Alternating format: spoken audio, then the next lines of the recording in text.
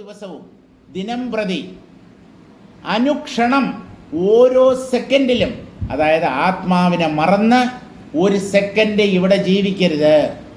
അങ്ങനെ ജീവിച്ചാൽ അത് വലിയ ഒരു നഷ്ടമായിരിക്കും, നികത്താൻ പറ്റാത്ത നഷ്ടമായിരിക്കും ആ വ്യക്തിയെ സംബന്ധിച്ച്. സർവേഷു കാലേഷു മാം അനുസ്മര യുദ്ധ്യച. ഇത് തന്നെയാണ് ഭഗവത്ഗീതയിൽ ശ്രീകൃഷ്ണനും അർജുനനോട് ഉപദേശിക്കുന്നത്. എപ്പോഴും അർജുന എന്നെ തന്നെ ചിന്തിച്ചോളൂ. എന്നെ തന്നെ ചിന്തിച്ചോളൂ എന്ന് പറഞ്ഞാൽ മഞ്ഞപ്പട്ടുടുത്ത മയിൽപീലി ചൂടിയ ദേവകീ പുത്രനായ കൃഷ്ണനല്ല, നിന്റെ അളിയനായ കൃഷ്ണനല്ല, ഞാനാകുന്ന പരമാത്മാവ്. അത് മാത്രമേ സത്യമായിട്ടുള്ളൂ. കൃഷ്ണൻ എന്നത് പരമാത്മാവിലെ ഒരു നാമരൂപം. ആത്മാവാണ് കൃഷ്ണവേഷം കെട്ടി വന്നത്. ആ ആത്മാവിനെ സദാ ബുദ്ധി കൊണ്ട് ചിന്തയിലൂടെ പിന്തുടരൂ. അങ്ങനെ എപ്പോഴും എന്നെ തന്നെ സ്മരിച്ചുകൊണ്ട് യുദ്ധവും ചെയ്തോളൂ. അല്ല, അങ്ങയെ തന്നെ സ്മരിക്കുകയാണെങ്കിൽ യുദ്ധം ചെയ്യേണ്ടതിൻ്റെ ആവശ്യകത എന്താണ്? യുദ്ധം ചെയ്യാതിരിക്കാൻ പറ്റില്ല നിന്നെ കൊണ്ട്. യുദ്ധം എന്നുള്ളത് നിന്റെ പ്രാരബ്ധമാണ്. നീ യുദ്ധം ചെയ്യാൻ വേണ്ടി വന്നവനാണ്. ക്ഷത്രിയ വംശത്തിൽ നീ ജനിച്ചതിന് തന്നെ കാരണം അതാണ്. നമ്മളാരും എന്തുകൊണ്ടാണ് രാജവംശത്തിൽ ജനിക്കാത്തത്? ഇപ്പോഴല്ല, പഴയ കാലത്ത് രാജാവായാൽ യുദ്ധം ചെയ്യേണ്ടി വരും, ശത്രുക്കളെ നേരിടേണ്ടി വരും. അപ്പം അങ്ങനെയുള്ള വാസനകൾ, യുദ്ധവാസനകൾ ഉള്ളവരാണ് ക്ഷത്രിയ വംശത്തിൽ ജനിക്കുന്നത്.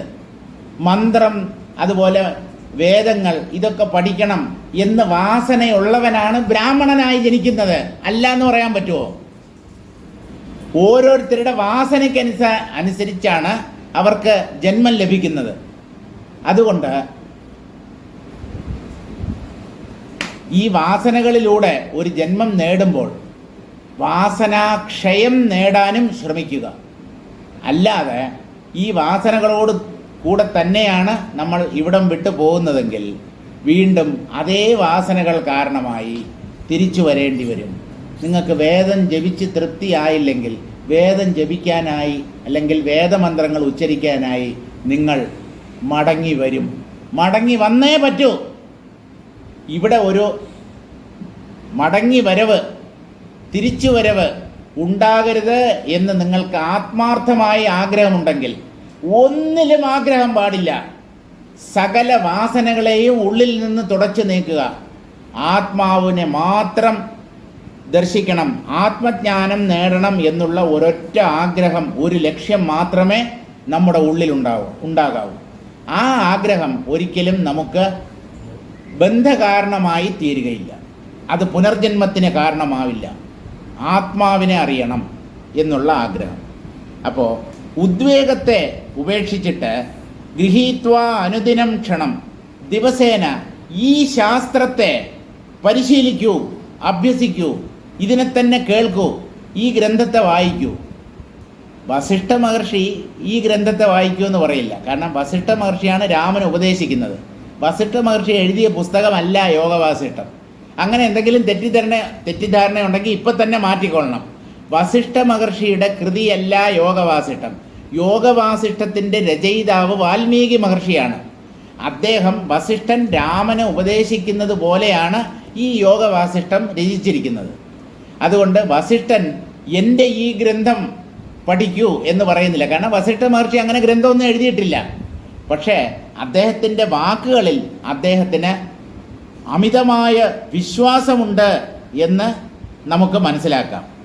ലോകദ്വയഹിതം പഥ്യം, ഇഹലോകത്തിലും പരലോകത്തിലും നിങ്ങൾക്ക് സർവ്വവിധ നന്മകളെയും തരുന്നത് ഈ വാക്കുകളാണ്, അല്ലെങ്കിൽ വേദാന്ത ശാസ്ത്രമാണ്.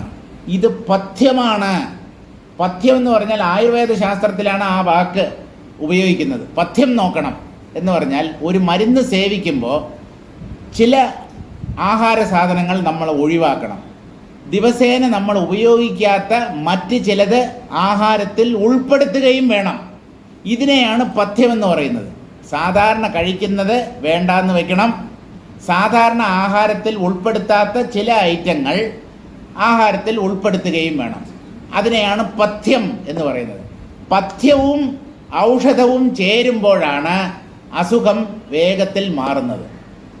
പഥ്യമില്ലാത്ത ഔഷധം പ്രയോജനം ചെയ്യില്ല. പഥ്യം നോക്കാൻ ഞാൻ തയ്യാറല്ല. ഞാൻ മരുന്ന് മാത്രം കൃത്യമായിട്ട് കഴിക്കും, പ്രയോജനമില്ല.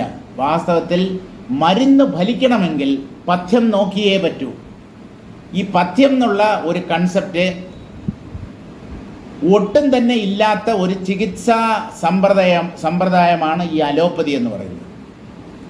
എന്ത് വേണമെങ്കിലും തിന്നോ, ഏത് ഹോട്ടലിൽ വേണമെങ്കിലും, ഏത് പാതിരാത്രി വേണമെങ്കിലും കയറി, എന്ത് പണ്ടാരം വേണമെങ്കിലും കഴിച്ചോ, ഈ മരുന്ന് കൂടെ കഴിച്ചാൽ മതി. അങ്ങനെ വേറെ ഒരു ചികിത്സാ ശാസ്ത്രവും പറയില്ല. ഹോമിയോപ്പതിയിൽ പോലും ചില കാര്യങ്ങൾ, ചില പഥ്യമുണ്ട്. ഇപ്പോൾ ഹോമിയോ മരുന്ന് കഴിക്കുമ്പോൾ കാപ്പി, ചായ ഇതൊന്നും ഉപയോഗിക്കാൻ പാടില്ല. വേറെ എന്തെങ്കിലും പഥ്യം ഉണ്ടോയെന്നറിയില്ല. ഏറ്റവും കൂടുതൽ പഥ്യ നിബന്ധനകളുള്ളത് ആയുർവേദത്തിലാണ്. അത് കൂട്ടാൻ പാടില്ല, ഇത് കൂട്ടാൻ പാടില്ല, പച്ചവെള്ളത്തിൽ കുളിക്കരുത്, ചില സാധനങ്ങൾ പുതിയതായി ആഹാരത്തിൽ ഉൾക്കൊള്ളിക്കണം. അപ്പോൾ പഥ്യം ആണ് ഔഷധത്തെ ഫലവത്താക്കി തീർക്കുന്നത്. ഔഷധം ഫലിക്കണമെങ്കിൽ, മരുന്ന് ഫലിക്കാൻ ഈ പഥ്യം കൂടിയേ തീരൂ. രാമ, ഈ വേദാന്തം എന്ന് പറയുന്നത് മരുന്നുമാണ്, പഥ്യവുമാണ്, രണ്ടുമാണ്. അതായത് ഇതാണ് മരുന്ന്. അജ്ഞാനത്തെ ഇല്ലായ്മ ചെയ്യുന്ന, അജ്ഞാനം എന്ന വ്യാധിയെ ശമിപ്പിക്കുന്ന മരുന്നാണ് ഈ വേദാന്ത ശാസ്ത്രം. അപ്പോൾ ഈ മരുന്ന് സേവിക്കുമ്പോൾ ഞാൻ എന്തെങ്കിലും പഥ്യം അനുഷ്ഠിക്കേണ്ട കാര്യമുണ്ടോ എന്ന് ചോദിച്ചാൽ, ഈ ശാസ്ത്രം വായിക്കുക, പഠിക്കുക, ഇതിൽ പറയപ്പെട്ടിട്ടുള്ള കാര്യങ്ങളെ ചിന്തിക്കുക, അത് തന്നെയാണ് പഥ്യവും. ചുരുക്കം, വേറെ ഒന്നും ചെയ്യരുത് എന്നർത്ഥം. ഈ വേദാന്ത ശാസ്ത്രത്തെ തന്നെ നിരന്തരം ആവർത്തിച്ച് അഭ്യസിച്ച് അതിനെ തന്നെ മനനം ചെയ്തുകൊണ്ട് ജീവിക്കുന്ന ഒരു വ്യക്തിക്ക് അനായാസേന മോക്ഷം നേടാൻ കഴിയും. ഇത് വസിഷ്ഠ മഹർഷിയുടെ ഗ്യാരണ്ടിയാണ്. കാർഡൊന്നും അദ്ദേഹം അടിച്ചിട്ടില്ല, വാറണ്ടി കാർഡ്, ഗ്യാരണ്ടി കാർഡ്, അങ്ങനെയൊന്നുമില്ല. എൻ്റെ വാക്കുകൾ തന്നെയാണ് ഇതിനുള്ള പ്രമാണം എന്ന് അദ്ദേഹം ഉറപ്പിച്ചു പറയുന്നു.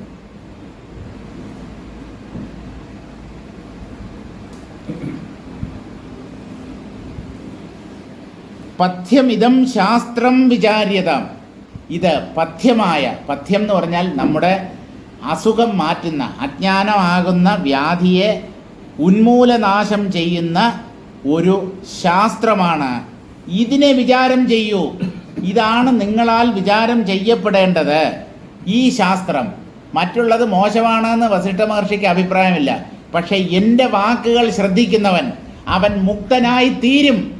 അതിൽ ഒരു സംശയമില്ല. ആ വ്യക്തിക്ക് ചിലപ്പോൾ സംശയം ഉണ്ടാവാം, വസിഷ്ഠ മഹർഷിക്ക് ഈ കാര്യത്തിൽ സംശയമില്ല എന്നാണ്. അതാണ് അദ്ദേഹത്തിൻ്റെ ആത്മവിശ്വാസം എന്ന് പറയുന്നത്. ഹൈ ലെവൽ ഓഫ് കോൺഫിഡൻസ് ആണ്.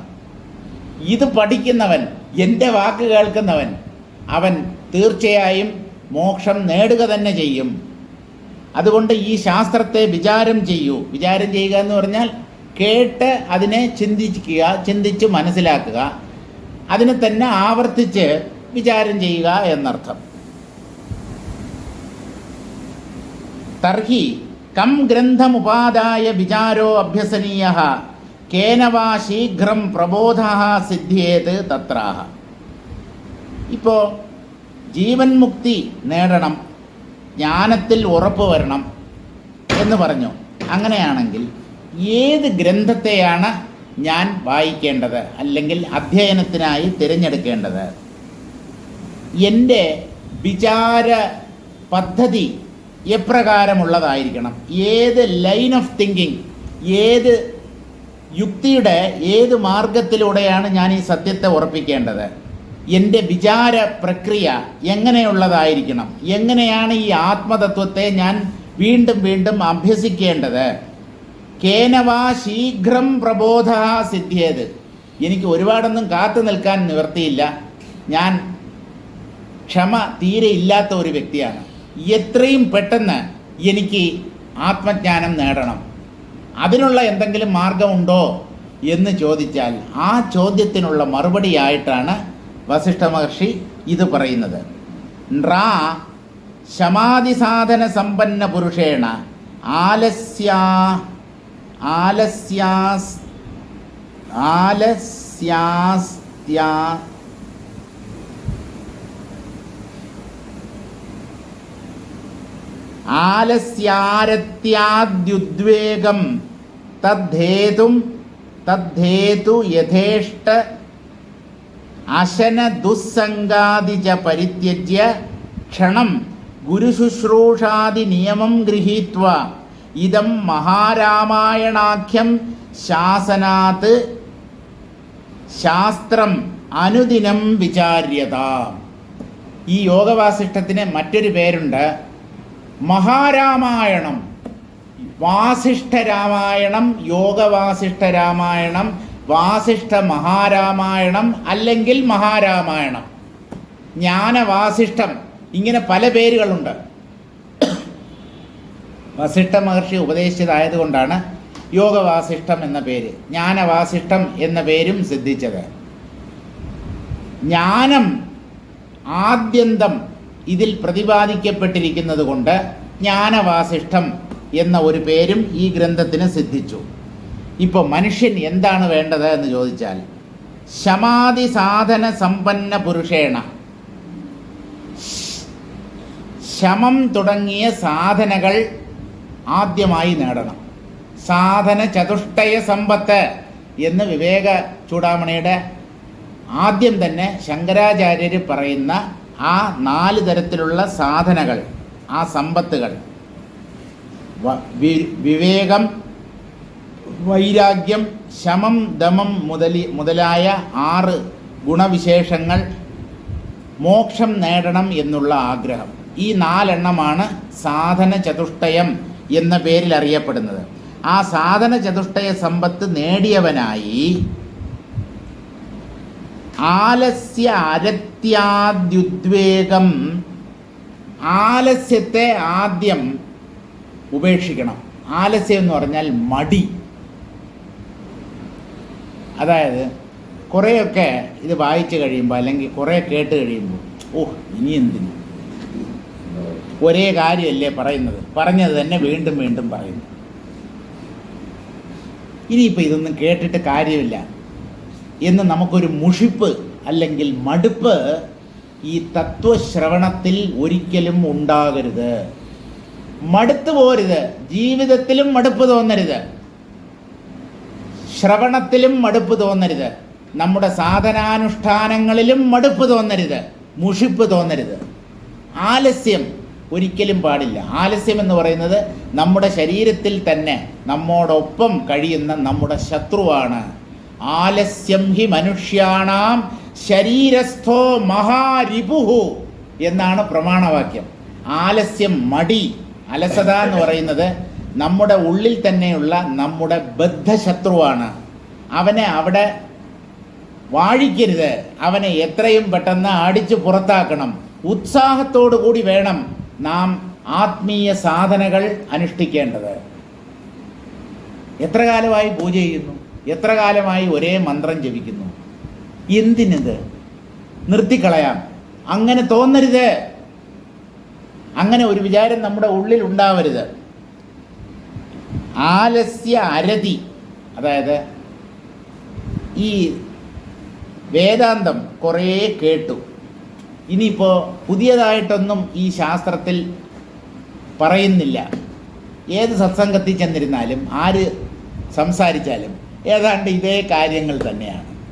ഇനിയിപ്പോൾ എന്തിന് ഈ ശ്രവണം, സത്സംഗമൊന്നും വേണ്ട, വീട്ടിലിരിക്കാം. വീട്ടിലിരുന്നാൽ നിങ്ങൾ എന്ത് ചെയ്യും? ഒന്നുകിൽ ഉറങ്ങും, അല്ലെങ്കിൽ ടി വി കാണും, അല്ലെങ്കിൽ വാട്സപ്പ് ഞെക്കിക്കൊണ്ടിരിക്കും. അതിൽ വരുന്നതൊക്കെ ജീവിതത്തിൽ ഉന്നതി നേടിത്തരുന്ന കാര്യങ്ങളാണോ? ഒരുത്തനും വേണ്ടാത്തതാണ് പലരും ഷെയർ ചെയ്യുന്നത്. നല്ലപോലെ മനസ്സിലാക്കിക്കോളൂ. Please share this rubbish. ഇഹലോകത്തിനും പരലോകത്തിനും ഒരു പ്രയോജനവുമില്ലാത്ത ചപ്പുചവറ് കാര്യങ്ങളാണ് ഈ വാട്സപ്പിലൂടെ പ്രചരിക്കുന്നത്, അല്ലേ? എന്തെങ്കിലും പുണ്യമാണോ പുരുഷാർത്ഥമാണോ എന്താണ് കിട്ടുന്നത്? നമുക്ക് ഒന്നും കിട്ടുന്നില്ല. കുറേ തരം കുറഞ്ഞ തമാശകൾ, കുറേ അശ്ലീല ചുവയുള്ള സംഭാഷണങ്ങൾ അല്ലെങ്കിൽ ദൃശ്യങ്ങൾ. ഇതല്ലാതെ വേറെ എന്താണ്?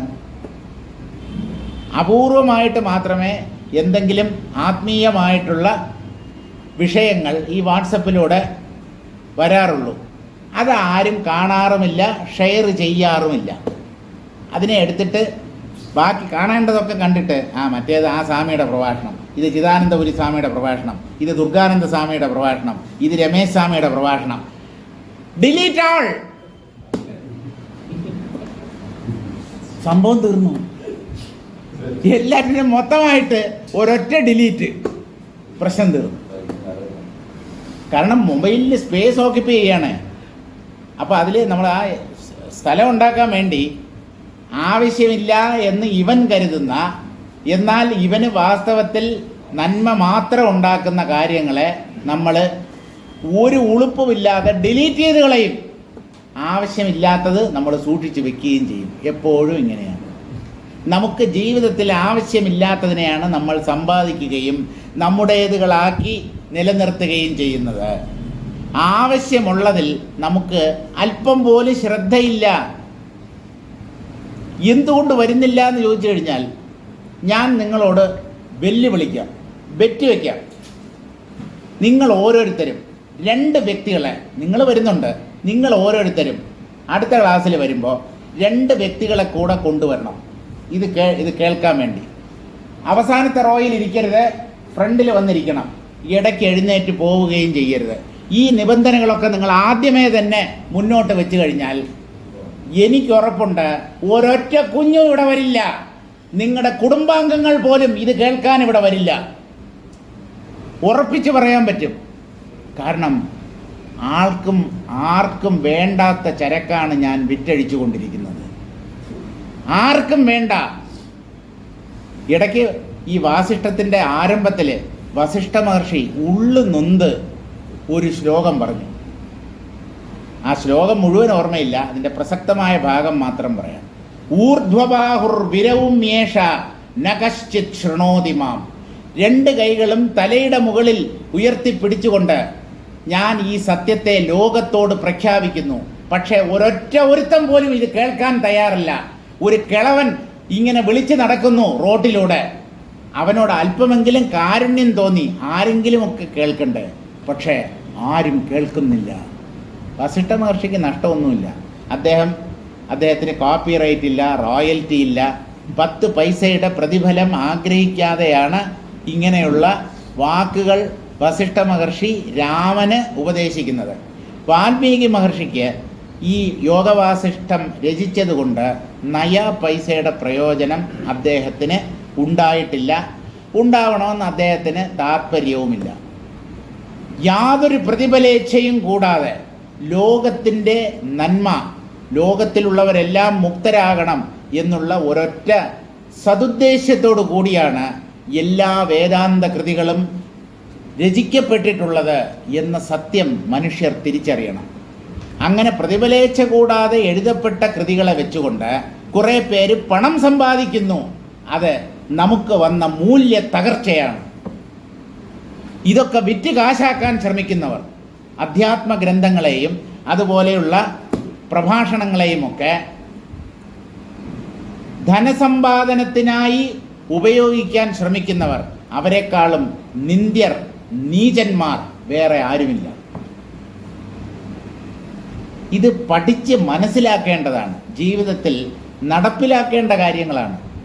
ഇത് പൈസ ഉണ്ടാക്കാനുള്ള ഒരു ഉപാധിയല്ല. ഇത് മനസ്സിലാക്കണം.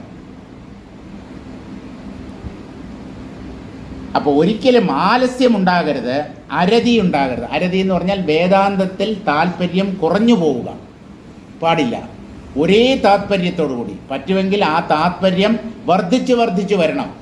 പല ബുദ്ധിമുട്ടുകളുണ്ടാകും, തടസ്സങ്ങളുണ്ടാകും, കുടുംബത്തിലെ സാഹചര്യങ്ങൾ പ്രതികൂലമായിരിക്കും. എന്നാലും പറ്റുന്നിടത്തോളം ഒരു ദിവസം 4 ആഴ്ച അവിടെ പോകാൻ പറ്റിയില്ല, വാസിഷ്ടം കേൾക്കാൻ പറ്റിയില്ല, ഇനിയിപ്പോൾ അവിടെ പോയി കഴിഞ്ഞാൽ അങ്ങേരെന്ത് വിചാരിക്കും? ഞാനൊന്നും വിചാരിക്കില്ല, യാതൊന്നും ഞാൻ വിചാരിക്കില്ല. വരാത്തവർ ഇനി ഇങ്ങോട്ട് വരണ്ട എന്ന് ഞാൻ ആരെയും മടക്കി അയക്കാറുമില്ല. പറ്റുന്ന ദിവസങ്ങളിൽ വരൂ, ഇത് കേൾക്കൂ. ഈ കേൾക്കുന്നത് ഒരിക്കലും വ്യർത്ഥമാവുകയില്ല. അതുകൊണ്ട് എന്നെങ്കിലും ഒരു ദിവസം നന്മ തീർച്ചയായും ഉണ്ടാവുകയും ചെയ്യും. ഒരിക്കലും ഈ വേദാന്ത ശ്രവണം വിഫലമാവുകയില്ല. ഫലം ഉടനെ കിട്ടണമെന്ന് ശാഠ്യം പിടിച്ചാൽ പറ്റത്തില്ല. ഒരു വിത്ത് കുഴിച്ചിട്ടിട്ട് പല ദിവസങ്ങൾ വെയിറ്റ് ചെയ്താലാണ് ആ വിത്ത് മുളച്ച് മണ്ണിൻ്റെ മുകളിൽ നാമ്പായിട്ട് പൊന്തുന്നത്. അല്ലാതെ ഒരു കുഴിയെടുത്തു, അകത്തൊരു വിത്തിട്ടു, മണ്ണ് മൂടി, അല്പം വെള്ളം ഒഴിച്ചു, 5 മിനിറ്റ് കഴിഞ്ഞിട്ട് അത് നാമ്പായോ എന്ന് പറഞ്ഞ് ആരെങ്കിലും നോക്കാറുണ്ടോ? എല്ലാറ്റിനും അതിൻ്റേതായ സമയമുണ്ട് ദാസ, അല്ലേ? ഓരോന്നിനും അതിൻ്റേതായ സമയമുണ്ട്. ഈ ശ്രവണം ജ്ഞാനമായി പ്രകാശിക്കാൻ ചിലപ്പോൾ കൊല്ലങ്ങൾ എടുത്തു എന്ന് വരാം, അല്ലെങ്കിൽ പല ജന്മങ്ങൾ കഴിഞ്ഞിട്ടാവും ഇപ്പോൾ കേൾക്കുന്ന ശ്രവണത്തിൻ്റെ ഫലം നമുക്ക് കിട്ടുന്നത്. പക്ഷേ അത് ഒരിക്കലും വ്യർത്ഥമാവുകയില്ല എന്ന് നമുക്ക് ഉറച്ചു വിശ്വസിക്കാം. അങ്ങനെ ആലസ്യവും താത്പര്യക്കുറവും ഒന്നുമില്ലാതെ, അതിനെയാണ് ഉദ്വേഗം എന്ന് പറയുന്നത്. തദ്ധേതു യഥേഷ്ട അശന ദുസ്സംഗാദിജ പരിത്യജ്യ. ഈ കേട്ടത് ഫലിക്കണമെങ്കിൽ ദുസ്സംഗം ഉണ്ടാകാതെ നോക്കണം എന്ന് പറഞ്ഞാൽ പ്രാപഞ്ചിക വിഷയങ്ങളിൽ നമുക്ക് താത്പര്യമുണ്ടാകരുത്. നമ്മുടെ മനസ്സിൽ വിരക്തി എന്ന ഭാവം ഉണ്ടാകണം.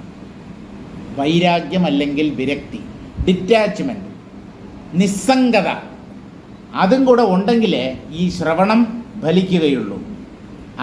അതുപോലെ അതായത് ദുസ്സംഗം എന്ന് പറഞ്ഞ അർത്ഥം, പ്രപഞ്ച വിഷയങ്ങൾ, ഇന്ദ്രിയ വിഷയങ്ങൾ എപ്പോഴും നമ്മെ നശിപ്പിക്കുന്നവയാണ്, നമ്മെ കുഴിയിൽ ചാടിക്കുന്നവയാണ് ഈ ബാഹ്യ വിഷയങ്ങൾ. അതുകൊണ്ട് വിഷയങ്ങളുമായിട്ടുള്ള സംഘം, അതിനെ തന്നെയാണ് ദുസ്സംഗം എന്ന് പറയുന്നത്, അതുണ്ടാകാതെ നോക്കണം. പിന്നെ ഒരു കാര്യം കൂടെ ഉണ്ട്, യഥേഷ്ട അശനം. കണ്ണി കണ്ടത് വാങ്ങിച്ച് തിന്നുക, തോന്നിയ നേരത്തൊക്കെ കഴിക്കുക, അതായത് ഇൻഡിസ്ക്രിമിനേറ്റ് ഈറ്റിംഗ്, അത് നിർത്തണം. നാക്കിനെ നിയന്ത്രിക്കണം. എന്ത് കിട്ടിയാലും കഴിക്കും എന്നുള്ള സ്വഭാവം മാറ്റണം. ആഹാരത്തിൽ ഒരു നിഷ്ഠ, നിയമം ഉണ്ടാകണം. മാംസഭക്ഷണം കഴിക്കരുത്, മദ്യം, സിഗരറ്റ് അങ്ങനെയുള്ള ലഹരി പദാർത്ഥങ്ങൾ ഉപയോഗിക്കരുത്. ഇങ്ങനെ എന്തെങ്കിലും ഒരു നിഷ്ഠയില്ലാത്ത ജീവിതം, കുത്തഴിഞ്ഞ ജീവിതം. ഞാൻ വാസിഷ്ഠം കേൾക്കാനും പോകുന്നുണ്ട്, അല്ലെങ്കിൽ ഞാൻ ഭാഗവതം വായിക്കുന്നുണ്ട്. നിങ്ങൾ വായിക്കുന്നത് പ്രയോജനപ്പെടണമെങ്കിൽ നമ്മുടെ ജീവിതത്തിൽ ചില നിയന്ത്രണങ്ങൾ വേണം. നിയന്ത്രണമില്ലാത്ത ജീവിതം എന്ന് പറയുന്നത് ബ്രേക്ക് ഇല്ലാത്ത വണ്ടി പോലെയാണ്.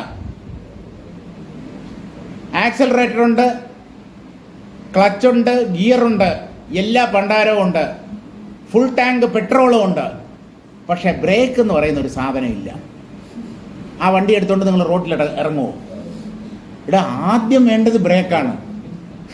കാരണം പെട്ടെന്ന് നമുക്ക് വണ്ടി നിർത്തണമെങ്കിൽ ബ്രേക്ക് പിടിച്ചാലല്ലേ പറ്റൂ. ആ ബ്രേക്ക് വർക്ക് ചെയ്യുന്നില്ലെങ്കിൽ, അതുപോലെയാണ് നിഷ്ഠ, നിയന്ത്രണം എന്നൊക്കെ പറയുന്നത്. അതുകൊണ്ട് യഥേഷ്ട അശനം, കണ്ടതൊക്കെ ഭക്ഷിക്കുക, എവിടുന്ന് എന്ത് കിട്ടിയാലും അതെല്ലാം വലിച്ചു വാരി തിന്നുക, അത് പാടില്ല. ആ ആഹാര രീതിയിൽ ഒരു നിയന്ത്രണം വേണം. സാത്വികമായ ഭക്ഷണം മാത്രമേ കഴിക്കാവൂ. അതുപോലെ ദുസ്സംഗത്തിൽ നിന്ന് വിട്ടു നിൽക്കാനും ശ്രമിക്കണം. ആ ദുസ്സംഗം, യഥേഷ്ട അശനം, ഈ രണ്ടിനെയും പരിത്യജ്യ, ഉപേക്ഷിച്ചിട്ട് ക്ഷണം ഗുരുശുശ്രൂഷാദി നിയമം ഗൃഹീത്വ. ഒരു ക്ഷണമെങ്കിലും ഗുരുവിനെ ശുശ്രൂഷിക്കണം, ഗുരുവിനെ പരിചരിക്കണം. കാരണം അദ്ദേഹമാണ് ഈ അമൂല്യമായ ജ്ഞാനം നിങ്ങൾക്ക് പകർന്നു തരുന്നത്. ആ ഗുരുവിനോട് ഭക്തി ഉണ്ടാവണം. പരിചരണം എന്ന് പറഞ്ഞാൽ അദ്ദേഹത്തിൻ്റെ അടുത്ത് ചെന്ന് അദ്ദേഹത്തിന് ആവശ്യമുള്ളതെല്ലാം ചെയ്തു കൊടുക്കുക എന്ന് മാത്രമല്ല, ഗുരുവിനോടൊരു ആദരവ്, ഒരു ഭക്തി, അദ്ദേഹത്തിൻ്റെ കാരുണ്യം അല്ലെങ്കിൽ ദയവ് കൊണ്ടാണ് നമുക്ക് ഈ അമൂല്യമായ ജ്ഞാനം കിട്ടുന്നത് എന്ന ഒരു കടപ്പാട്. ആ ഗുരുവിനോട് നന്ദിയുള്ളവരായിരിക്കണം. ആ ഗുരു ശുശ്രൂഷ എന്ന് പറയുന്നത് ഒരു ക്ഷണം ചെയ്താലും മതി എന്നാണ് പറയുന്നത്. ഒരു ക്ഷണം, 1 മിനിറ്റ് ഗുരു ശുശ്രൂഷ ചെയ്താലും അതിൻ്റേതായിട്ടുള്ള ഫലം കിട്ടും. കാരണം എന്തെന്നോ, അദ്ദേഹം ഒരു കിളവൻ വയസ്സായ ഒരാൾ, അയാളെ ശുശ്രൂഷിച്ച് കഴിഞ്ഞാൽ അതിൻ്റേതായ ഫലം കിട്ടും. വൃദ്ധന്മാരെ ശുശ്രൂഷിക്കുന്നത് കൊണ്ടുള്ള ഫലമാണോ എന്ന് ചോദിച്ചാൽ ഏത് സത്പ്രവർത്തിക്കും ഒരു സദ്ഫലമുണ്ട്. ഈ ഗുരു എന്ന് നമ്മൾ പറയുന്നുണ്ടല്ലോ, ഒരാളിത് പറഞ്ഞ് മനസ്സിലാക്കി തരുന്നുണ്ടല്ലോ, അയാൾ അനുഭവം നേടിയ വ്യക്തിയാണെങ്കിൽ, അതായത് ആത്മാനുഭവം നേടിയ ഒരു ഗുരുനാഥനെയാണ് നിങ്ങൾക്ക് ലഭിക്കുന്നതെങ്കിൽ നിങ്ങൾ ചെയ്യുന്ന ഗുരു ശുശ്രൂഷ ഈശ്വര പൂജയ്ക്ക് തുല്യമാണ് എന്ന് മനസ്സിലാക്കണം. നിങ്ങൾ ഭഗവാനെയാണ് ശുശ്രൂഷിക്കുന്നത്. ഭഗവാനെ ശുശ്രൂഷിക്കാൻ പറ്റില്ല, അദ്ദേഹത്തിൻ്റെ ലോകത്ത് നമുക്ക് ചെന്നെത്താനും പറ്റില്ല. പക്ഷേ ഒരു ശരീരത്തോടു കൂടി പ്രത്യക്ഷപ്പെട്ട ഈശ്വരനാണ്, ബ്രഹ്മമാണ് ആചാര്യ രൂപത്തിൽ എൻ്റെ മുന്നിലിരിക്കുന്നത് എന്ന ഭക്തിഭാവത്തോടു കൂടി ആ ഗുരുവിന് വേണ്ട ശുശ്രൂഷ 1 മിനിറ്റെങ്കിൽ 1 മിനിറ്റ് അത്രയും ചെയ്താലും മതിയാകും. അത്ര മഹത്വമാണ് ഈ ഗുരു ശുശ്രൂഷയ്ക്കുള്ളത്. ക്ഷണം ഗുരു ശുശ്രൂഷാദി നിയമം ഗൃഹീത്വ, അതൊരു നിയമമാണ്. ഗുരുവിനെ ആദരിക്കുക, അദ്ദേഹത്തെ പരിചരിക്കുക. അദ്ദേഹത്തിന് പൊന്നും പൊരുളും ഒന്നും ആവശ്യമില്ല. പണത്തിന് വേണ്ടിയല്ല അദ്ദേഹം ഈ ഒരു സേവനം ചെയ്യുന്നത്. ഒരു സച്ചിന്ത, തന്നെ സമീപിച്ചിരിക്കുന്ന ശിഷ്യൻ ഉദ്ധരിക്കപ്പെടണം, അയാൾ മുക്തനായി തീരണം എന്നുള്ള ഒരൊറ്റ ഉദ്ദേശം, യാതൊരു പ്രതീക്ഷയുമില്ലാതെ തികച്ചും നിസ്വാർത്ഥമായിട്ടാണ് ഒരു ഗുരു ജ്ഞാനത്തെ ഉപദേശിക്കുന്നത്. അതുകൊണ്ട് ആ ഗുരുവിനെ 1 നിമിഷമെങ്കിലും പരിചരിക്കാൻ, ആരാധിക്കാൻ, ശുശ്രൂഷിക്കാൻ കഴിഞ്ഞാൽ അതിൻ്റെ ഫലമെന്ന് പറയുന്നത് അനന്തമായിരിക്കും. ഇതം മഹാരാമായണാഖ്യം ശാസനാത് ശാസ്ത്രം അനുദിനം വിചാര്യതാം. മഹാരാമായണം എന്ന പേരോടുകൂടിയ ഈ ശാസ്ത്രത്തെ, ശാസ്ത്രം എന്നുള്ള വാക്കിൻ്റെ അർത്ഥം ശാസിക്കുന്നതേതോ അത് ശാസ്ത്രം. ശാസിക്കുക എന്ന് പറഞ്ഞാൽ നമ്മൾ കുട്ടികളെ ശാസിക്കാറുണ്ട്, മുതിർന്നവർ കുഞ്ഞുങ്ങളെ ശാസിക്കാറുണ്ട്. ശാസിക്കുക എന്ന് പറഞ്ഞാൽ കുട്ടികൾ എന്തെങ്കിലും അവിവേകം കാണിച്ച് തെറ്റായ വഴിയിലൂടെ പോകുമ്പോൾ, മോനെ നീ അങ്ങനെ ആ വഴിയിലൂടെ പോകരുത്, നീ നശിച്ചു പോകും, ഇത് നിനക്ക് നല്ലതല്ല എന്ന് അവരെ നേർവഴിയിലേക്ക് നയിക്കുന്നതിനെയാണ് ശാസിക്കുക എന്ന് പറയുന്നത്. ഇതുപോലെ നമ്മുടെ ശാസ്ത്രങ്ങളെല്ലാം നമ്മെ നേർവഴിക്ക് നയിക്കുന്നവയാണ്. ആ നേർവഴിക്ക് നയിക്കുന്ന ശാസ്ത്രങ്ങളിൽ ഏറ്റവും ശ്രേഷ്ഠമാണ് വേദാന്ത ശാസ്ത്രം. ധർമ്മശാസ്ത്രങ്ങളുണ്ട്, മന്ത്രശാസ്ത്രങ്ങളുണ്ട്, തന്ത്രശാസ്ത്രങ്ങളുണ്ട്, യോഗശാസ്ത്രങ്ങളുണ്ട്. ശാസ്ത്രങ്ങൾ അനവധിയാണ്. പക്ഷേ അതിൻ്റെ എല്ലാം, ആ ശാസ്ത്രങ്ങളുടെ എല്ലാം മകുട ചൂടാമണിയായി ശോഭിക്കുന്നത് വേദാന്ത ശാസ്ത്രമാണ്. കാരണം മോക്ഷത്തെ നമുക്ക് ഉപദേശിച്ചു തരുന്ന, മോക്ഷം നൽകാനുള്ള മാർഗത്തെ നിർദ്ദേശിച്ചു തരുന്ന മറ്റൊരു ശാസ്ത്രവുമില്ല. ഈ വേദാന്ത ശാസ്ത്രം മാത്രമേ അത് ചെയ്യുന്നുള്ളൂ. അങ്ങനെയുള്ള ശാസ്ത്രങ്ങളുടെ എല്ലാം ചൂടാമണിയായിരിക്കുന്ന ഈ മഹാരാമായണം എന്ന പേരോടുകൂടിയ ശാസ്ത്രത്തെ ദിനം പ്രതി വിചാരം ചെയ്യണം, വായിക്കണം. വായിക്കുമ്പോൾ തന്നെ അത് ഒരു തരത്തിലുള്ള മനനമാണ്, കേൾക്കുന്നത് ഒരു തരത്തിലുള്ള മനനമാണ്. കാരണം എൻ്റെ വാക്ക് അല്ലെങ്കിൽ ഏതൊരാളുടെയും വാക്ക്, വേദാന്ത ശ്രവണം നിങ്ങൾ ചെയ്യുമ്പോൾ നിങ്ങളുടെ മനസ്സ് അങ്ങോട്ടും ഇങ്ങോട്ടും ഒന്നും പോവില്ല, വ്യതിചലിക്കില്ല. മറ്റ് വിഷയങ്ങളെ നിങ്ങൾക്ക് ചിന്തിക്കാൻ തോന്നില്ല. ഈ പറയുന്നതിലായിരിക്കും നിങ്ങളുടെ ശ്രദ്ധ. ഇടയ്ക്ക് അല്പസ്വല്പം വ്യതിചലിച്ചാലും വീണ്ടും ഈ ഇടയ്ക്കുള്ള ഈ കയ്യും കലാശവും കാണിക്കൽ, ഇടയ്ക്കുള്ള തരം കുറഞ്ഞ തമാശകൾ, അതുപോലെ ഇടയ്ക്ക് കുറച്ച് പാട്ട്, മിമിക്രി, മോണോ ആക്ട്, ഇതൊക്കെ വരുമ്പോൾ ആ മനസ്സ് വേറെ എവിടെയെങ്കിലും അലഞ്ഞു തിരിയുന്നുണ്ടെങ്കിൽ അത് പെട്ടെന്ന് ഇങ്ങോട്ട് വരും. ഈ പറയുന്ന വാക്കുകളിൽ നമ്മുടെ ശ്രദ്ധ കേന്ദ്രീകൃതമാകും. അങ്ങനെ വേണം ഈ ശാസ്ത്രത്തെ അഭ്യസിക്കാൻ. വിജ്ഞാതമപ്യവിജ്ഞാതം ആത്മജ്ഞാനമിദം ഭവേത് ഭവതാം ഭൂരിഭാഗാനാം സംഭൂയ അഭ്യസനം വിനാ. വിജ്ഞാതമപി അവിജ്ഞാതം ആത്മജ്ഞാനം ഇദം ഭവേത്.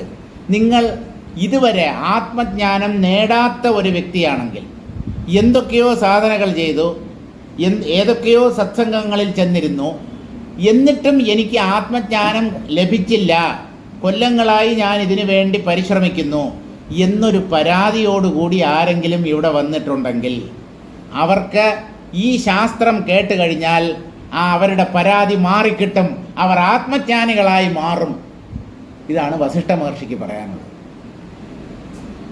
അതായത് ഇത് ഒരിക്കലും വ്യർത്ഥമാവുകയില്ല. അത്ര യുക്തിയുക്തമായിട്ടാണ് വസിഷ്ഠ മഹർഷി ഈ വേദാന്തത്തെ വിവരിക്കുന്നത്. അവിജ്ഞാതം ആത്മജ്ഞാനം എന്താണെന്ന് എനിക്കറിയില്ല, എനിക്ക് ആ ജ്ഞാനം ഇതുവരെ ലഭിച്ചില്ല. എന്നാൽ അങ്ങനെയാണ് നിങ്ങൾ പറയുന്നതിൽ എങ്കിൽ, അല്ലെങ്കിൽ അങ്ങനെ ഒരു പരിഭവമോ പരാതിയോ നിങ്ങൾക്കുണ്ടെങ്കിൽ, ഈ ശാസ്ത്രം ശ്രദ്ധിച്ച് വായിക്കൂ, അല്ലെങ്കിൽ കേട്ട് മനസ്സിലാക്കൂ. നിങ്ങൾ ആത്മജ്ഞാനം നേടും. അധികം താമസിയാതെ തന്നെ നിങ്ങളുടെ ഉള്ളിൽ ഈ ആത്മജ്ഞാനം പ്രകാശിക്കും. ഭവതാം ഭൂരിഭാഗാനാം സംഭൂയ അഭ്യസനം വിന. പരസ്പരം ഈ ആത്മതത്വത്തെ ചർച്ച ചെയ്യൂ. ഒരാൾ സംസാരിക്കുന്നു, കുറേ പേര് കേൾക്കുന്നു, അത് നല്ലത് തന്നെ. എപ്പോഴും സംസാരിക്കാൻ പറ്റുമോ? അപ്പോൾ താത്പര്യമുള്ളവർ തമ്മിൽ ഈ ആത്മാവിനെക്കുറിച്ച് സംസാരിക്കണം. അതാണ് തച്ചിന്തനം, തത് കഥനം, അന്യോന്യം തത് പ്രബോധനം, ഏതദേകപരത്വം ഹി ജ്ഞാനാഭ്യാസം വിദുർബുധാഹ എന്ന് പഞ്ചദശിയിൽ വിദ്യാരണ്യസ്വാമികൾ പറയാൻ കാരണം ഇതാണ്. അതായത് അതിനെ തന്നെ ചിന്തിക്കൂ. തച്ചിന്തനം, തത് കഥനം, അതിനെക്കുറിച്ച് തന്നെ സംസാരിക്കൂ. വേറെ എന്തെങ്കിലും ലൗകിക വിഷയങ്ങളെക്കുറിച്ച് സംസാരിക്കുന്നതുകൊണ്ട് ഒരു പ്രയോജനവുമില്ല. ഈ ആത്മതത്വമാകട്ടെ നമ്മുടെ ചർച്ചാ വിഷയം. അന്യോന്യം തത് പ്രബോധനം, പരസ്പരം സംസാരിക്കൂ. അങ്ങനെ നമുക്ക് കൂടുതൽ തെളിഞ്ഞു കിട്ടട്ടെ ഈ ആത്മതത്വം. സംഭൂയ എന്ന് പറഞ്ഞാൽ എല്ലാവരും ഒത്തുചേർന്ന് ഒരുമിച്ച് ഒരു സത്സംഗം എന്തെങ്കിലും ഒരെണ്ണം. ഇപ്പോൾ നമ്മുടെ ശ്രീമാൻ മഹേഷ് ടാറ്റ അവിടെ ശ്രീകാര്യത്തിൽ ഒരു ചെറിയ ഹാളാണ്. അവർ എല്ലാ ഞായറാഴ്ചയും സ്വാമിജിയുടെ പ്രഭാഷണം അവിടെ സംഘടിപ്പിക്കുന്നുണ്ട്. പിന്നെ അല്ലാത്ത ദിവസങ്ങളിൽ വിഷ്ണു സഹസ്രനാമം, അല്ലേ, മറ്റ് ശ്ലോകങ്ങൾ, അതുപോലെ ഇതുപോലെയുള്ള വേദാന്ത കൃതികൾ, ഇതൊക്കെ ചർച്ച ചെയ്യുന്നുണ്ട്. നല്ലതാണ്, അങ്ങനെ തന്നെ വേണം. അങ്ങനെ വേണമെന്നാണ് വാസിഷ്ഠവും വസിഷ്ഠ മഹർഷിയും പറയുന്നത്. എന്തെങ്കിലും ഒരു നന്മയുടെ അനുധാവനം നമ്മുടെ ജീവിതത്തിലുണ്ടാവും. ഏറ്റവും വലിയ നന്മ എന്ന് പറയുന്നത് ആത്മജ്ഞാനമാണ്. അതിനേക്കാളും ഒരു വലിയ നന്മ മനുഷ്യ ജീവിതത്തിൽ നേടാനില്ല. ഭവതാം ഭൂരിഭാഗാനാം സംഭൂയ അഭ്യസനം വിനാ എന്ന് പറഞ്ഞാൽ നിങ്ങൾ പരസ്പരം ഈ ആത്മതത്വത്തെ ചർച്ച ചെയ്ത് പരസ്പരം എന്തെങ്കിലും സംശയങ്ങളുണ്ടെങ്കിൽ അതൊക്കെ ഒരാളുടെ സംസാരം കൊണ്ട് മറ്റൊരാളുടെ സംശയം ചിലപ്പോൾ തീർന്നു കിട്ടും. അതുപോലെ ഈ വ്യക്തിയുടെ സംശയം മറ്റേ ആളുമായിട്ട് സംസാരിക്കുമ്പോൾ ചിലപ്പോൾ തീർന്നു കിട്ടും. ഈ സംശയം തീരാൻ പല വഴികളാണുള്ളത്. ചിലപ്പോൾ ഒരു വ്യക്തിയുമായിട്ട് നമ്മൾ സംസാരിക്കുമ്പോഴായിരിക്കും നമുക്ക് കുറച്ചുകൂടെ ആശയത്തെളിച്ചം ഉണ്ടാവുന്നത്. അതുകൊണ്ട് എല്ലാവരും ചേർന്ന് വേണം ഈ ജ്ഞാനം അഭ്യസിക്കാൻ. തത്രച ബഹുഭിഃ സതീർത്ഥ്യൈഃ സംഭൂയ അഭ്യസനം പരസ്പര അനുഭവ സംവാദേന സദ്യോ ജ്ഞാനപ്രതിഷ്ഠാ ഹേതുഃ ഇത്യാഹ. സതീർത്ഥ്യന്മാരാണ്. സതീർത്ഥ്യൻ എന്നുള്ള വാക്കിന് സഹപാഠി എന്നാണ് അർത്ഥം. കൂടെ പഠിക്കുന്ന വ്യക്തി, ഒരേ ക്ലാസ്സിൽ തന്നെ പഠിക്കുന്ന കുട്ടികളാണ് സതീർത്ഥ്യന്മാർ. കുചേലൻ കൃഷ്ണൻ്റെ സതീർത്ഥ്യനായിരുന്നു, സഹപാഠിയായിരുന്നു എന്ന് നമ്മൾ പറയാറുണ്ട്. ആ വാക്കിൻ്റെ അർത്ഥം എന്താണ്? ഒരേ തീർത്ഥത്തിൽ തന്നെ കുളിക്കുന്നവർ എന്നാണ്. തീർത്ഥം എന്ന് പറഞ്ഞാൽ ജലാശയം, കുളം, നദി എന്നൊക്കെയാണല്ലോ അർത്ഥം. ഒരേ തീർത്ഥത്തിൽ നിന്ന് കുളിക്കുന്നവർ, ഒരേ തീർത്ഥത്തിൽ നിന്ന് ജലം സ്വീകരിക്കുന്നവർ എന്ന് പറഞ്ഞാൽ ഒരേ ഗുരുനാഥൻ്റെ കീഴിൽ ജ്ഞാനം അഭ്യസിക്കുന്നവർ, ഒരേ ഗുരുനാഥൻ്റെ അടുത്ത് വിദ്യ അഭ്യസിക്കുന്നവർ, അങ്ങനെയാണ് സതീർത്ഥ്യൻ എന്ന വാക്കുണ്ടായത്. അനേകം സതീർത്ഥ്യന്മാരോടൊപ്പം അഥവാ സഹപാഠികളോടൊപ്പം സംഭൂയ എല്ലാവരും ഒത്തുചേർന്ന് അഭ്യസനം, ഈ ആത്മാവിനെക്കുറിച്ച് സംസാരിക്കൂ, ചർച്ച ചെയ്യൂ. ഞങ്ങൾക്ക് വലുതായിട്ടൊന്നും അറിയില്ല, അറിഞ്ഞ രീതിയിൽ ചർച്ച ചെയ്യൂ. നിങ്ങൾക്ക് ആത്മാവിനെക്കുറിച്ച് എന്താണോ അറിയാവുന്നത് അത് മറ്റൊരാളുമായി പങ്കുവയ്ക്കൂ. ആ മറ്റേയാൾക്ക് പറയാനുള്ളതും കൂടെ നിങ്ങളും കേൾക്കൂ. അങ്ങനെ പരസ്പര സംവാദത്തിലൂടെ ഈ ആത്മാവ് കൂടുതൽ തെളിഞ്ഞു കിട്ടും. പരസ്പര അനുഭവ സംവാദേന, ഒരു വ്യക്തിക്ക് സാധന ചെയ്യുമ്പോൾ അദ്ദേഹത്തിന് ഉണ്ടായ അനുഭവം അത് മറ്റൊരാളുമായി പങ്കുവയ്ക്കൂ. മറ്റേ വ്യക്തിയും അതുപോലെ ഇദ്ദേഹവുമായിട്ട് അദ്ദേഹത്തിൻ്റെ അനുഭവങ്ങളെ പങ്കുവയ്ക്കട്ടെ. ഇങ്ങനെ സംവാദത്തിലൂടെയും അനുഭവങ്ങളെ പങ്കുവയ്ക്കുന്നതിലൂടെയും ജ്ഞാനപ്രതിഷ്ഠ അനായാസമായി തീരും. അതിവേഗം എന്നാണ് പറയുന്നത്. സദ്യഹ, പെട്ടെന്ന് തന്നെ, അധികം താമസിയാതെ തന്നെ ഈ ജ്ഞാനം നിങ്ങളുടെ ഉള്ളിൽ പ്രതിഷ്ഠിതമായി തീരും. അവിജ്ഞാതം വിസ്മരണാത് അവിജ്ഞാതപ്രായം, ഈ ആത്മാവിനെ നാം അറിയാത്തത് എന്തുകൊണ്ടെന്ന് ചോദിച്ചാൽ അതിനെ നമ്മൾ മറന്നുപോയത് കൊണ്ടാണ്. അങ്ങനെയൊന്നുണ്ട് എന്ന കാര്യം നമുക്കെങ്ങനെയോ മറന്നുപോയി. അതവിടെ ഉണ്ട് എന്നുള്ള കാര്യം മറന്നുപോയത് കൊണ്ട് നമ്മുടെ ശ്രദ്ധ മറ്റ് പലതുകളിലുമായി. അങ്ങനെയാണ് നമ്മൾ ആത്മാവിൽ നിന്ന് അകന്നത്. അപ്പോൾ സ്മരണം മാത്രമാണ് വിസ്മരണത്തിനുള്ള ഒറ്റമൂലി. ഒരു കാര്യം മറന്നു പോകുന്നു എന്ന് പറഞ്ഞാൽ ആവർത്തിച്ച് അഭ്യസിക്കൂ, വീണ്ടും വീണ്ടും അതിനെക്കുറിച്ച് തന്നെ ചിന്തിക്കൂ. പണ്ടൊക്കെ ഏതെങ്കിലും ചോദ്യത്തിന് ഉത്തരം തെറ്റിപ്പോയാൽ സാറന്മാർ ഇമ്പോസിഷൻ എഴുതിക്കും. ഇമ്പോസിഷൻ എന്ന് പറഞ്ഞാൽ അടിച്ചേൽപ്പിക്കുക. 50 പ്രാവശ്യം എഴുതിക്കൊണ്ടുപോവാ, 25 പ്രാവശ്യം എഴുതിക്കൊണ്ടുപോവാ. ഞങ്ങളോട് എന്തിന് ഈ ക്രൂരത എന്ന് ഒരു വിദ്യാർത്ഥിയും ചോദിച്ചിട്ടില്ല, ചോദിക്കാൻ പാടുള്ളതുമല്ല. ആ ഉത്തരം തെറ്റിപ്പോയത് അത് വേണ്ടവണ്ണം മനസ്സിലാക്കാത്തത് കൊണ്ടാണ്. ഒരു 25 50 തവണ അത് എഴുതുമ്പോൾ അത് പിന്നെ നമ്മുടെ സ്വന്തമായി തീരും. നമ്മുടെ മനസ്സിൽ നിന്ന് അത് ഒരിക്കലും മാഞ്ഞു പോവില്ല. ഇതാണ് അഭ്യാസം കൊണ്ടുള്ള പ്രയോജനം. ആവർത്തിച്ച് ചില ചോദ്യങ്ങളുടെ ഉത്തരം നമ്മൾ എത്ര വായിച്ചാലും മറന്നുപോകും. അതിനെന്താണ് പരിഹാരം എന്തെന്നറിയാമോ? ആ ചോദ്യങ്ങളുടെ ഉത്തരത്തെ ഒരു 10 പ്രാവശ്യം പേപ്പറിലോ അല്ലെങ്കിൽ സ്ലേറ്റിലോ എഴുതുക. എഴുതി പഠിച്ച ഉത്തരം അത്ര പെട്ടെന്ന് മറക്കില്ല. വായിച്ച് പഠിച്ചത് പെട്ടെന്ന് മറന്നുപോകും. അതാണ് എഴുതുന്നത് കൊണ്ടുള്ള പ്രയോജനം. അവിജ്ഞാതം, ഈ ആത്മാവ് അറിയപ്പെടാതിരിക്കുന്നത് എന്തുകൊണ്ടെന്ന് ചോദിച്ചാൽ അത് അറിയപ്പെടാത്തതല്ല. ഞാനുണ്ടെന്ന് നമ്മൾ എപ്പോഴും അറിഞ്ഞുകൊണ്ടാണ് ഇരിക്കുന്നത്. ഞാനില്ല എന്ന് നമുക്ക് എപ്പോഴെങ്കിലും അനുഭവം ഉണ്ടോ? ഇല്ല. അപ്പോൾ ആത്മാനുഭവം തീരെ ഇല്ല എന്ന് പറയരുത്. പക്ഷേ ആത്മാവിൻ്റെ സ്വരൂപത്തെ നമ്മൾ വിസ്മരിച്ചിരിക്കുന്നു. അങ്ങനെ വിസ്മരണം കൊണ്ട് അത് ഏതാണ്ട് മറന്നതുപോലെയായി മാറിയിരിക്കുന്നു. അത് മറക്കപ്പെട്ടതുപോലെയായിരിക്കുന്നു, വിസ്മരിക്കപ്പെട്ടതുപോലെയായിരിക്കുന്നു. അതിനെ നമ്മൾ വിസ്മരിച്ചിട്ടില്ല. എങ്ങനെ വിസ്മരിക്കാൻ പറ്റും? എനിക്ക് എന്നെ വിസ്മരിക്കാൻ പറ്റുമോ? ഞാൻ എന്നെ മറന്നുപോയി എന്ന് ആരെങ്കിലും പറയുമോ? ഒരാളുടെ മുഖം മറന്നു പോകാം, ഒരാളുടെ അഡ്രസ്സ് മറന്നു പോകാം, നമ്മൾ പഠിച്ച പാഠഭാഗങ്ങൾ മറന്നു പോകാം. ഞാൻ എന്നെ മറന്നുപോയി കേട്ടോ, അങ്ങനെ പറയാറില്ല. കാരണം ഞാനുണ്ട് എന്നുള്ളത് നമ്മുടെ അനുഭവമാണ്. പിന്നെ തന്നെ മറന്ന നിലയിൽ ആനന്ദാതിരേകത്തിൽ മനുഷ്യർ കഴിയാറുണ്ട്. അവിടെ തൻ്റെ തന്നെ സ്വരൂപമായ ആനന്ദത്തെ അവർ അനുഭവിക്കുകയാണ് ചെയ്യുന്നത്. അവിടെയും ആത്മവിസ്മരണം സംഭവിക്കുന്നില്ല. ഒരു യോഗി സ്വയം മറന്ന്, തന്നെത്താൻ മറന്ന് സമാധിയിൽ എന്തെന്നില്ലാത്ത ആനന്ദം അനുഭവിക്കുന്നു. ഈ ആനന്ദം എന്ന് പറയുന്നത് അദ്ദേഹത്തിൻ്റെ സ്വരൂപമാണ്. അദ്ദേഹം ബ്രഹ്മമാണ്, ബ്രഹ്മത്തിൻ്റെ സ്വരൂപമാണ് ആനന്ദം. ആ ആനന്ദത്തെ അദ്ദേഹം അനുഭവിക്കുമ്പോൾ അദ്ദേഹം തന്നെ വിസ്മരിക്കുന്നു എന്ന് പറയുമ്പോൾ അദ്ദേഹത്തിൻ്റെ ഉള്ളിലെ വ്യക്തിഭാവത്തെ മാത്രം വിസ്മരിക്കുന്നു എന്ന് മാത്രമേ അർത്ഥമുള്ളൂ. തൻ്റെ സ്വരൂപം ആനന്ദമാണ്, ആനന്ദമാണ് ആത്മാവ് തന്നെ തന്നെയാണ് അവിടെ ആ യോഗി അനുഭവിക്കുന്നത്. അതുകൊണ്ട് അല്പമായ അഹങ്കാരത്തെ ആണ് നമ്മൾ വിസ്മരിക്കുന്നത്. ആത്മാവിനെ നമുക്ക് ഒരിക്കലും വിസ്മരിക്കാൻ സാധ്യമല്ല.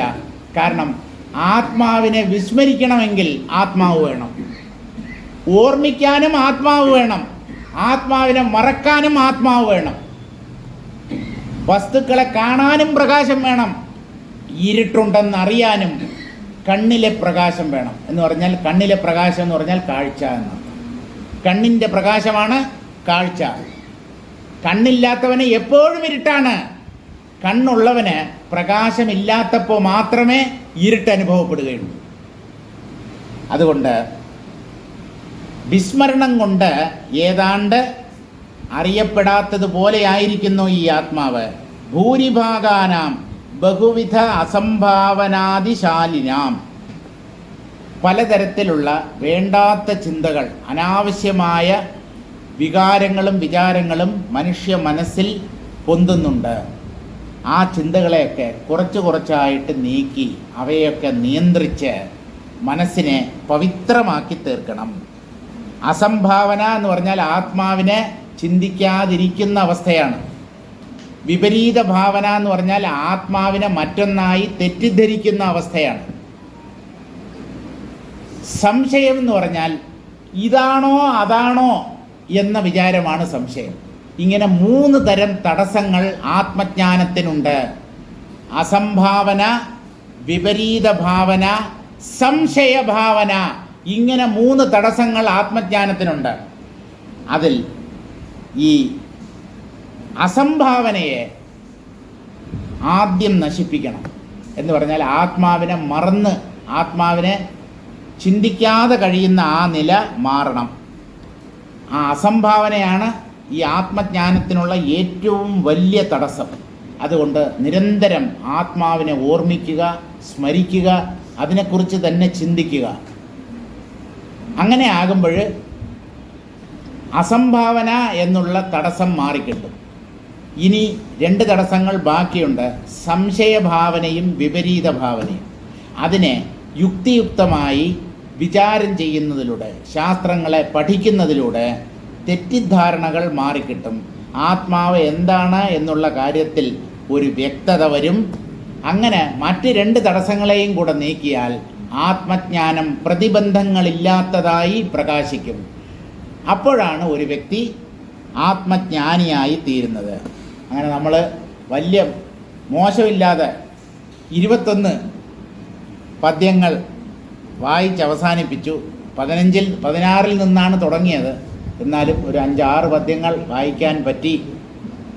ഇനിയും ഈ ആത്മജ്ഞാനത്തെ നേടേണ്ടതിൻ്റെ ആവശ്യകത, അതിനുള്ള മാർഗം, ഈ വേദാന്ത ശാസ്ത്രത്തിൻ്റെ മഹത്വം എത്ര കണ്ടുണ്ട്. ഈ വേദാന്തം പഠിച്ചവൻ ഒരിക്കലും നശിച്ചു പോവില്ല. അങ്ങനെ ഒരു തെറ്റിദ്ധാരണ ഇപ്പോൾ നമ്മുടെ ഇടയിൽ നിലനിൽക്കുന്നുണ്ട്.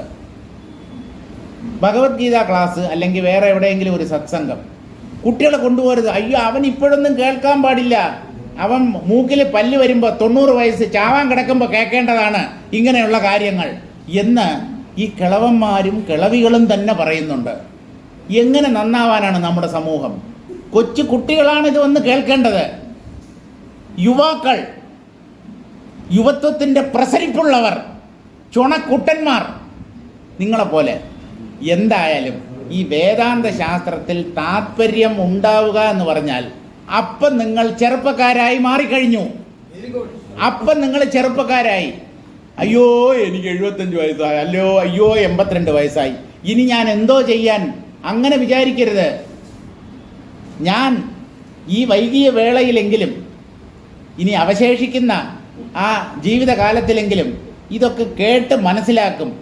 എത്രയും പെട്ടെന്ന് ഞാൻ ഈ ആത്മജ്ഞാനം നേടും എന്നുള്ള വീറോടും വാശിയോടും കൂടി ഒരു വ്യക്തി ഈ ആത്മതത്വത്തെ ശ്രവിച്ചാൽ അയാൾ ഈ ജന്മത്തിൽ തന്നെ, ഈ ശരീരം നിലം പതിക്കുന്നതിന് മുമ്പ് തന്നെ ആത്മജ്ഞാനം നേടും എന്നുള്ള കാര്യം സംശയരഹിതമായി ശാസ്ത്രങ്ങളും തത്വദർശികളും ഞാനും ഉറപ്പിച്ചു പറയുന്നു. നമുക്ക് ഇന്ന് നിർത്താം. ഇതിൻ്റെ തുടർന്നുള്ള ഭാഗം നാളെ വായിക്കാം.